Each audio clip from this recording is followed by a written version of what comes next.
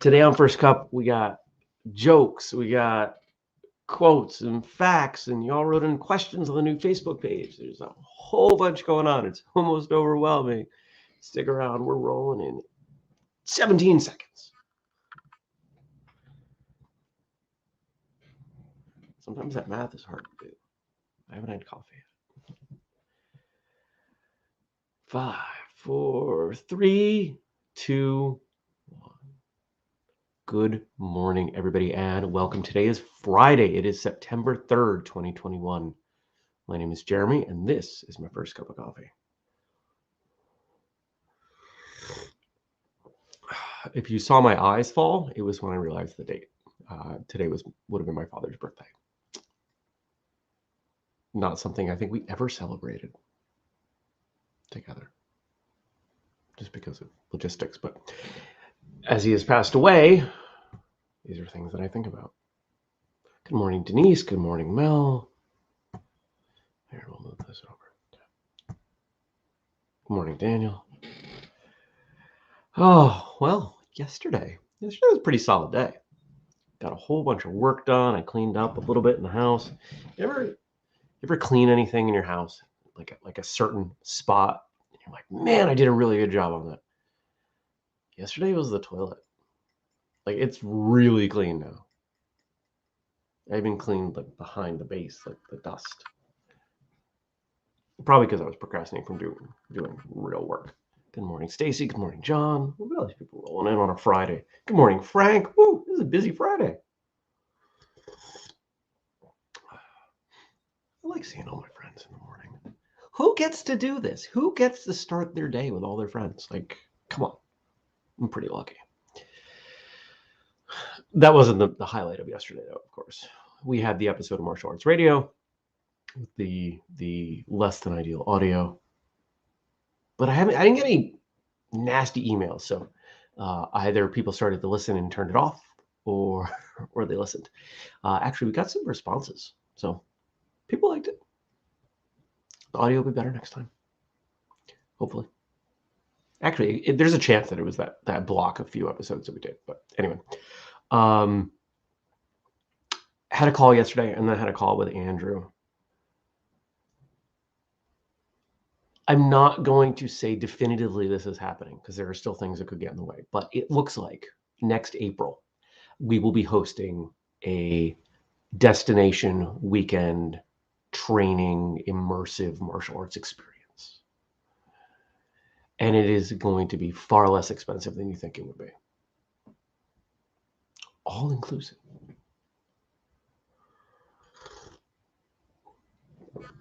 We settled on the venue. I had a call and a tour. It's in Vermont. It's in southern. I would call it southern Vermont. Some people might not, but I would think it qualifies as southern Vermont. And yeah, so we're just laying it out, and we're going to get the details settled ahead of time. Missy says, "Count me in." Well, awesome. Let's do it. And we're gonna. Andrew and I have decided that we'll start taking reservations and signups at Free Training Day, because we want to reward the people who are coming to that event, supporting that event with the next event. But there's a lot of cool stuff that we're doing with this. And, you know, as I look at what whistlekick does well, one of the things that we do well is details, logistics. And if you put a whole bunch of logistics together, you end up with an event. So let's do events. We'll do more events. You know, we had a couple people who reached out over the years, and they wanted to do a version of Free Training Day in their location, and said, yeah, not only do I bless this idea, you can use the name. I'll help you put it together.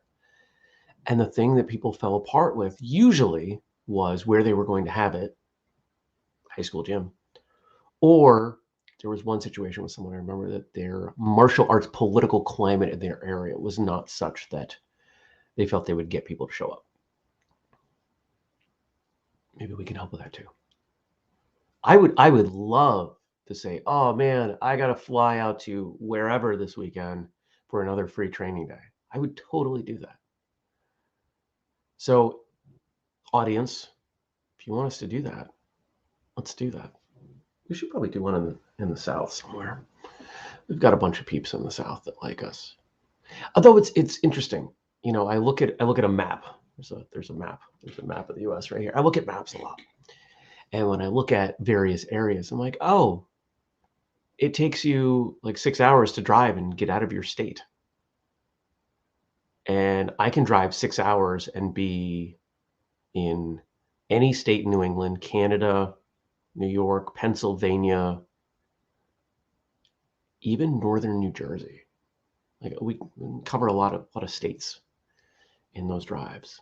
So maybe free training day. I don't know. Maybe it's just the connections that I have here because I grew up here. Who knows? But I would love to see more of them happen. The thing that was the clincher for this event, and then we'll move on. This is a physical space that I used to. Daniel says, flights to Burlington next April about $1,000. Don't fly into Burlington, man.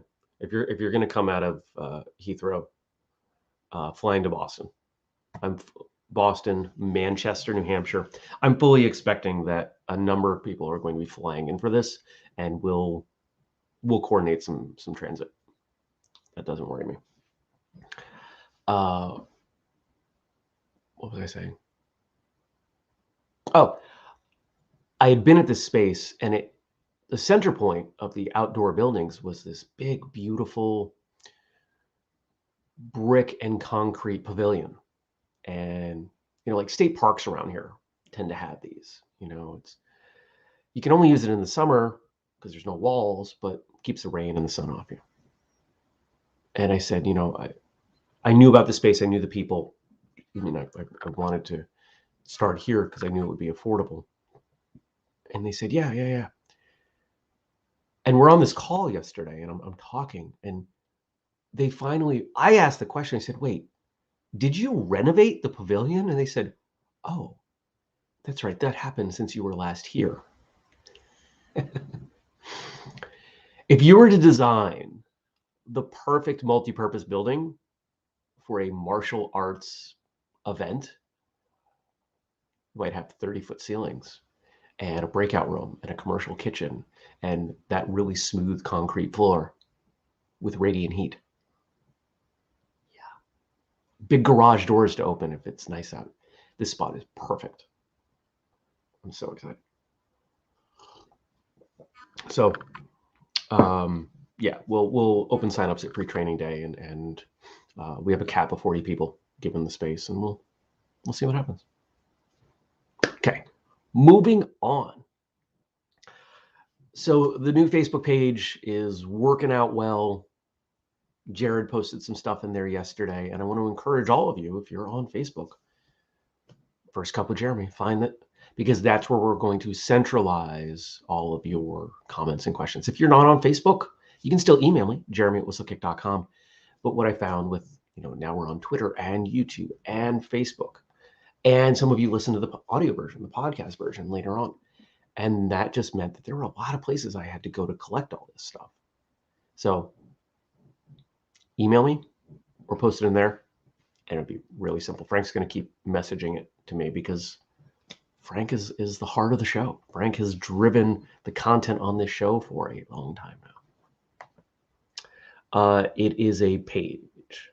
It's a page, Mel. Daniel, take a look to Boston, Logan International. It's the biggest. You got Logan. Logan should be the cheapest. When I've done Europe, we've always gone on Logan. But who knows? Maybe even flying into New York is an option, because it wouldn't surprise me if we had people coming from New York. So anyway, lots of time to figure that out. Lots of time. My guess is that price is pretty high because they don't have a lot of flights available yet, because who knows what's going on in the world? Who knows? Okay, I'm going to start with Frank's stuff. Look at all these messages coming in. I am popular today. Let's go here.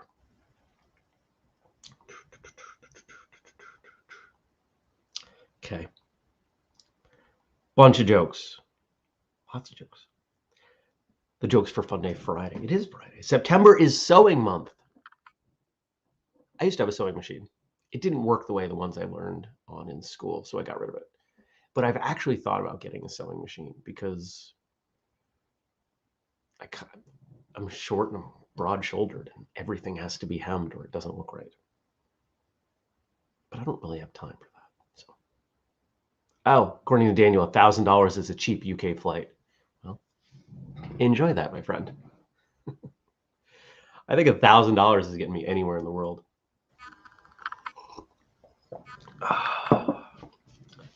Christmas trees are the worst at sewing. They always drop their needles. One yard told the other, I am not ready to die, D-Y-E, yet. Still have some end to tie. A tailor did his bachelor's degree in law, and now that he's become a lawyer, he is sewing people. Sewing comes in handy if you know how to do it. Absolutely. I don't understand how. So here's what I always found interesting. Growing up, the perception was that women sewed. And yet, whenever I heard of someone who did like high-end construction of clothing, a tailor, it was always a man. That made no sense to me. I was like, why? How do we have this perception and then this, like, I have seen no gender distinction in sewing. Like, I sew. Usually I just fix things. Most of the time it's buttons. I fix buttons. Pretty much anything more than a button, I'm getting a professional. Sewing is a vastly underrated skill. Completely agree. I have a pair of pants with a hole in the crotch that if I felt like wearing them out in public again, I could sew them. But I don't. They're outside working the yard pants now. See, you can do this. It's not a big hole. It's not. People who sew are lucky. They've got a singer in the house. My sister was feeling sick, so my mother took her to the hospital. Now she was all patched up. Frank gave a pile of these. I'm not going to get through all of them. Let's do two more. When the baby needle went missing, his family... It would be helpful if I could, articulate words. When the baby needle went missing, his family contacted Inspector Clouseau. That's kind of a niche joke. You may not get that one. My husband was on pins and needles when I reached the final round in a sewing competition. And Frank's got some great questions here. Tomorrow, Saturday, September 4th, 2021, is International Taekwondo Day. And he's asked me 3 questions about Taekwondo. When did I start training Taekwondo? It was 2006, 7? I think it was 6. And here's what happened. So I had my own karate school. I had to shut that down. I chose to shut that down. I spent a couple years just kind of wandering, training on my own. I'd go visit some people and train once in a while. And I was like, I need a class. I need a formal class. Kind of similar to where I'm at right now. And I knew about this Taekwondo school. And so I asked a few people around. They're like, no, he's a really good guy. And I'm like, okay. I don't really know Taekwondo, but these are my options. There was no karate around. Still isn't. Well, not what. So I showed up and I watched a class and I went, huh, you're a pretty nice guy. He's kind. He's very respectful. So I joined. And I just kept going.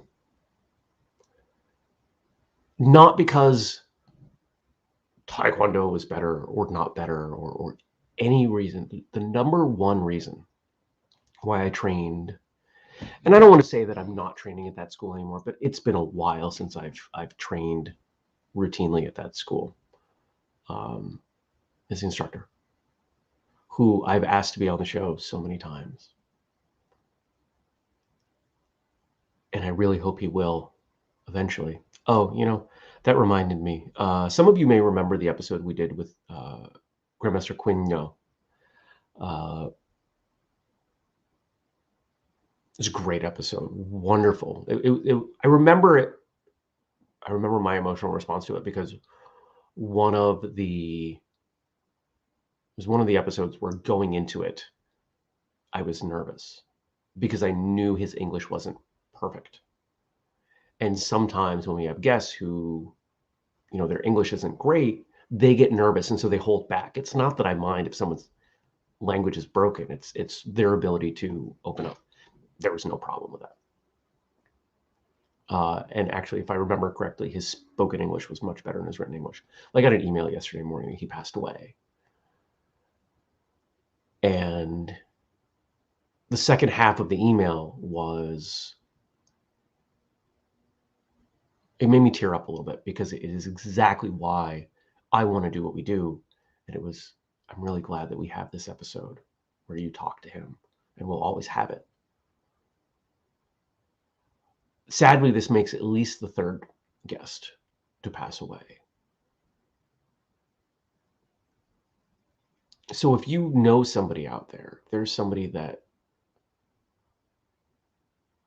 is a little older and they've done some stuff in the martial arts, let's get them on the show. If it were really up to me, we'd kind of have this reverse order and we'd be grabbing all the older folks first. Logistically, that doesn't work out, but I kind of wish we could do that because we've had people who've passed away that I wanted on the show, people we reached out to, and it just didn't happen. And it doesn't mean that there aren't other interviews with them. It doesn't mean that, their stories are lost. But a lot of the times we get people on the show who tell stories that they don't tell anywhere else.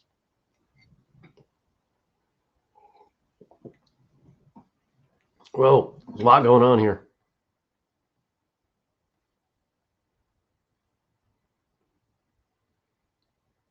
Susanna, I don't know what statistic you're referring to. Did I mention a statistic?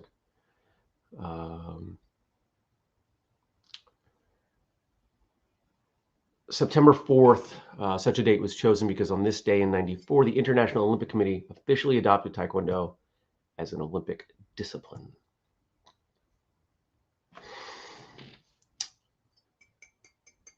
If you haven't read Alex Gillis's book, A Killing Art, you should. Heavy stuff. Heavy stuff.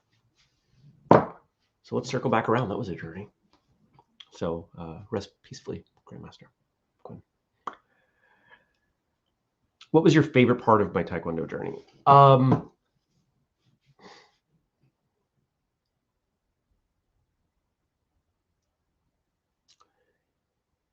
It was in Taekwondo and the contrast of some of the techniques and the presentation of those techniques, some of the concepts. It was the contrast between that and what I had learned in the karate schools I'd been in that really started the wheels turning. If you've ever trained with me, you know that I really think a lot about biomechanics in martial arts. That's where it started. It was Taekwondo. It was why. If you check out the Jeremy Lesniak martial arts channel on YouTube, which is on hiatus, you'll see that all of those things really come from the mindset that developed in my Taekwondo training to say, okay, I'm used to doing it this way. I'm not just going to instantly dismiss this is wrong, this is dumb, or this is better. Why is it different? And I would try to figure it out. See, when I train, when I do forms, I am under the assumption that there was a really good reason why all these things happened. Maybe not always, but I try to work from that assumption. People are in the chat are saying that book, A Killing Art, is phenomenal. It really is. I have a 7:30 call this morning. I've got a client who either they're not seeing my emails or they're not getting my emails. And so we're behind on some things. And I said, let's have a call. Let's go over this stuff. And because we're behind the 8 ball on some things, I can do Friday as early as 7:30. And he said, 7:30. And I went, ugh. Never again. He's a good guy. He's a good guy. I think we're up to 21 or 22 committed instructors for pre-training day. If you guys haven't checked out that episode I mentioned with Quino, and I'm doing my best to pronounce his name the way he pronounced it. Struggling, but go listen to it. It was a really good episode. Bill says, careful what you ask for. Did I train under ITF or WT? At the time, it would have been WTF. That was a really long rebrand to go from WTF to WT, but it was ITF. What I find interesting is that what I grew up with in karate, the forms are closer to the World Taekwondo forms, but the sparring and a lot of the other elements are closer to ITF. Some of what goes on in ITF with the forms, I don't like, I don't agree with. And assuming that Mr. Gillis is right in his book, a lot of that came as a knee-jerk response to create a differentiation as Taekwondo started to split. If I could take the World Taekwondo forms, I would have been happier. Denise says, I should have gone to law school. Lawyers never meet before 10:30. I thought about it. I did some pre-law in college, and if I might, it was trial advocacy. So when we did the mock trial, let's say I did well enough that the professors, they weren't really professors, they were a couple attorneys from the area, were really upset I wasn't taking the second part because that was the competition part. They're like, but we need you. I'm like, yeah, I'm going to kind of coast my last semester of senior year. I only took 2 classes. I only needed 2 classes to graduate. So I took 2 classes. If I remember correctly, one of them was like creative act, was like an acting class. What was the other one? What else did I do? Probably a philosophy class. Man, college was fun when you didn't need to take classes. And one assistant to an instructor. Oh, Stacy, you are not the only assistant. We are. So here's one of the things, because I know we have some other people involved in this who are coming to free training day. One of the things when I'm reaching out to people about is, one, have some assistants lined up. I will be, if we have 200 people show up, I will not be shocked. It would not surprise me at all. I think our basement for attendance this year is like 100 to 120 people. Because last time we had 80. And I've got people telling me now that are like, oh yeah, I'm coming and I'm bringing a carload. Like, I'm super excited. This is going to be so much fun. The energy, as we have more people, the energy is better. And the energy stacked in the environment is just awesome. So, yay. So I'm encouraging assistant instructors to help teach, but I'm also encouraging people to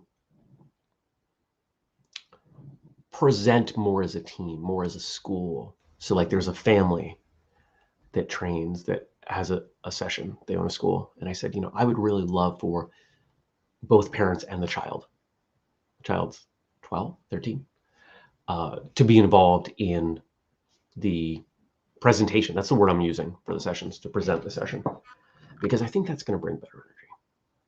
So Stacy's saying, my senior year of college, I did 42 credits. I don't know what that means. We didn't do credits at Clark. We did just classes. I added an entire major in my senior year. 39 of those credits were sociology. Oh, that's nuts. And here, I was just going to do computer science. And then I was like, I've already got like 3 philosophy classes. I could minor in philosophy with 6 credits. And then I saw the little footnote that said, you can double major with philosophy for 8 credits. I went, that's a pretty good deal. So now people, what you study in school? Well, I double majored in computer science philosophy. It sounds like a really big deal. It really wasn't. I worked really hard in college, but not always in school, not always on the academics. I learned a lot. College was exactly what I needed. But I learned more about running organizations and events and social politics and things like that. Each class is typically 3 credits. That's 14 classes. You took 14 classes your senior year? It's insane. Oh, a credit is usually how many hours per week. So 3 credits as a class, it means 3 hours a week. Oh, that makes sense. That's way less complicated. All right. Jared asked some stuff. Let's get to that. Where is it? Here it is. Okay. What's the nerdiest martial art thing you own? So I walked around my house, and there are a few things, and there are a few ways that I could define nerd. But here's what I came up with for you.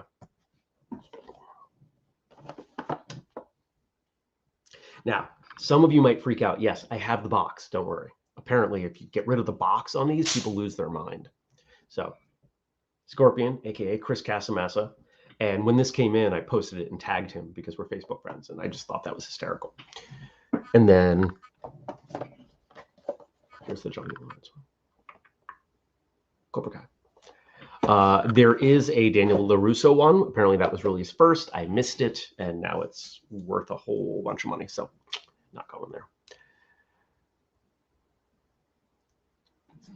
Mel says, the family thing is a great idea. People do what others do, and it may trigger something in someone where they can see their family doing the same. Completely agree. We're also trying to bring in a little more diversity on ages and ranks. Traditionally, of course, at these sorts of events, people are like, oh, this person's, this and this and this, like all these really high rank people. There was somebody who reached out that was in their school just before black belt. But they'd been training for like 8 years. If somebody's been training for 8 years, there's something that they can teach for sure. And I said, yeah, I'm open to having you teach. I need to know a little bit more about your background and what you want to teach, just so I can make sure, because I've never worked with you. I don't know, because it's not about, I don't care about rank in this event. I care about making sure that people who teach are solid instructors. That person didn't write me back, so they've lost their spot, unfortunately. But it's okay.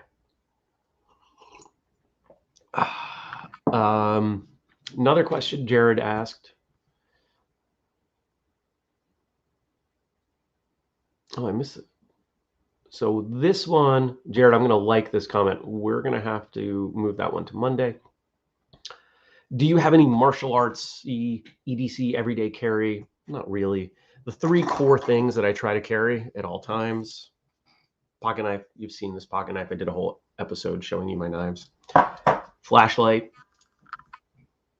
I did a TikTok on why everybody should carry a cheap little pocket light. I like this one a lot because I bought 4 of them for $20, and you know what? I think that there's just so much value in being able to quickly pull out a light, just in everyday life. But yeah. And then I carry a pen, and this is a space pen. This is like a $20 pen. And the sad thing about this pen is that it falls out of most of my pockets. So I don't wear it I don't carry it all the time. But the reason I started carrying this was because, you know what? But this is just about the same length, and it's got a belt clip. It doesn't fall off. So, am I doing a Monday episode? It's a holiday. Yeah, I still have to get up. I still have client meetings. I am still working. What better way to celebrate Labor Day than by laboring? Maybe not physical, but let's face it, there will be physical labor because I live on a farm. Pretty much. Speaking of which, there's plenty to be done this weekend. I think I'm going to get another garden bed put in. It's supposed to rain. Hopefully it's not too heavy a rain. I don't mind working in light rain, but I don't like working in pouring rain. Started setting up the new table saw, so that'll speed up that process. And we're just gonna keep putting in raised beds and all that stuff. We're out of time. It's 7 o'clock. I gotta go prep for this call. Woo. I hope you all have a great weekend. I want to thank you for joining me. This was a fun show. This went well. And you know why? Because those of you in the chat were really active today. This is one of the things I have wanted for this show forever. So thank you.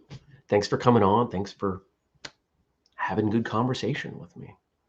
And remember, we do it every weekday, 6:30 a.m. And if you want to support, grab something like this mug or something else at whistlekick.com. Use the code FIRSTCUP15. Or you can support the Patreon. I put up a video yesterday connecting balance, accuracy, and power. There's a three-way relationship between those, and I illustrate it. If you're in the $10 a month tier and up, you can see that. So thank you all. I hope you have a fantabulous weekend. I'll see you back here on Monday. Take care, everybody. Peace.